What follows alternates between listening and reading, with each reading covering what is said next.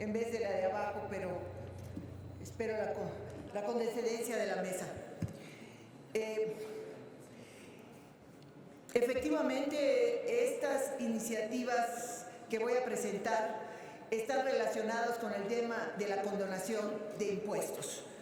El decreto publicado el 20 de mayo de este año en el Diario Oficial de la Federación generó grandes expectativas mediáticas debido a que el presidente de la República sostuvo que renunciaba a la facultad de condonar impuestos a grandes contribuyentes. Sin embargo, es importante mencionar que las condonaciones a las que hizo referencia el presidente para ejemplificar los excesos de esta facultad del Ejecutivo Federal, en realidad no fueron otorgadas mediante decretos presidenciales, sino a través de las leyes de ingresos que no solamente las aprueba el Congreso, Cámara de Diputados y de Senadores, sino que tienen vigencia anual, por lo que estas ya están derogadas o abrogadas. En otras palabras, el decreto del presidente no dejó sin efecto absolutamente nada, pues dichas condonaciones no las había hecho el presidente en turno, sino el Servicio de Administración Tributaria. Seamos claros, las condonaciones las hace el SAT al amparo de la Ley de Ingresos que tiene vigencia de 1 año y nada más.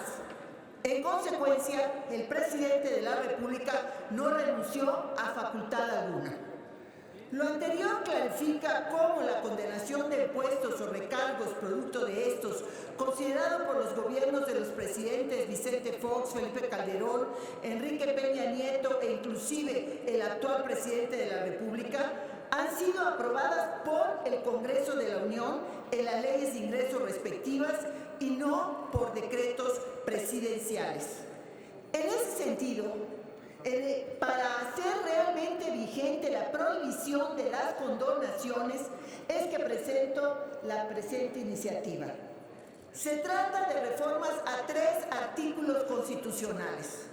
El primero de ellos es el 28 constitucional, que por cierto el Ejecutivo Federal también ya envió una iniciativa al respecto, para prohibir junto con los monopolios las condonaciones o exenciones de impuestos. Por cierto, el presidente de la República ahí lo deja en su iniciativa, la que presento a consideración de la Cámara de Diputados, tiene adicionalmente excepciones. Después voy a decir la importancia de que estas excepciones queden en la Constitución y que también dichas condonaciones estén sujetos al principio de transparencia consagrado en el artículo 6º constitucional.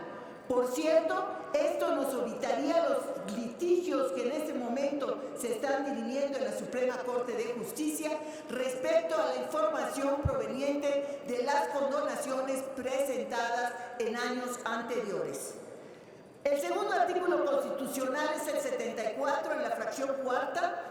74, como saben, son las facultades de la Cámara de Diputados, al cual propongo añadir un párrafo en el sentido de que haya prohibición expresa para que las iniciativas de ley de ingresos provean condonaciones. Es decir, no basta con que no utilice el Ejecutivo la facultad que le da el Legislativo. Se requiere prohibir que haya condonaciones en la ley de ingresos que sea puesta a consideración de la Cámara de Diputados en primera instancia. Y también propongo una modificación al artículo 89 constitucional respecto a las facultades del presidente de la República, en la adición de una fracción 20ª, en el sentido de autorizar las condonaciones de impuestos en los términos del primer párrafo del artículo 28 constitucional. Es decir, no va a ser la jefa del Servicio de Administración Tributaria la que eventualmente autorice condonaciones, sino cada una de ellas deberá ser firmada por el propio presidente de la República como una facultad indelegable. ¿Y por qué hablo de las excepciones? opciones cuando, por ejemplo, se presente un tema que afecte la situación de algún lugar o región del país. Y a través de este mecanismo se pueda impedir que esto afecte aún más a la región. Lo mismo sucede con determinadas ramas de actividad. También provienen las excepciones, es una propuesta que hago, para las emergencias procedentes del comercio exterior. Y en este sentido podría ejemplificarlo con la reciente amenaza de introducir aranceles a las exportaciones mexicanas hacia los Estados Unidos, que hubiera provocado de materializarse un grave daño. Y por último, también tenemos que contemplar el tema de las exenciones fiscales que se conceden cuando sucede un grave fenómeno meteorológico como huracán o un terremoto y queda la planta productiva seriamente lesionada y los ingresos de las personas. Así como también excepciones tendrán que contemplarse cuando se trate de plagas o epidemias. Todas ellas, de ser concedidas, tendrían que ser firmadas por el presidente de la República.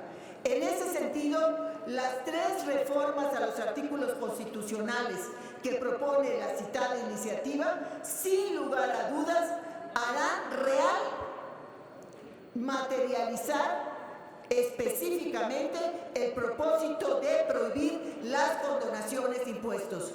Si esto no se da, simple y llanamente no pasaremos de que sea un buen propósito del Ejecutivo Federal y seguirá siendo una exigencia de la sociedad, sobre todo en el sentido de hacer transparente esta facultad. Muchas gracias.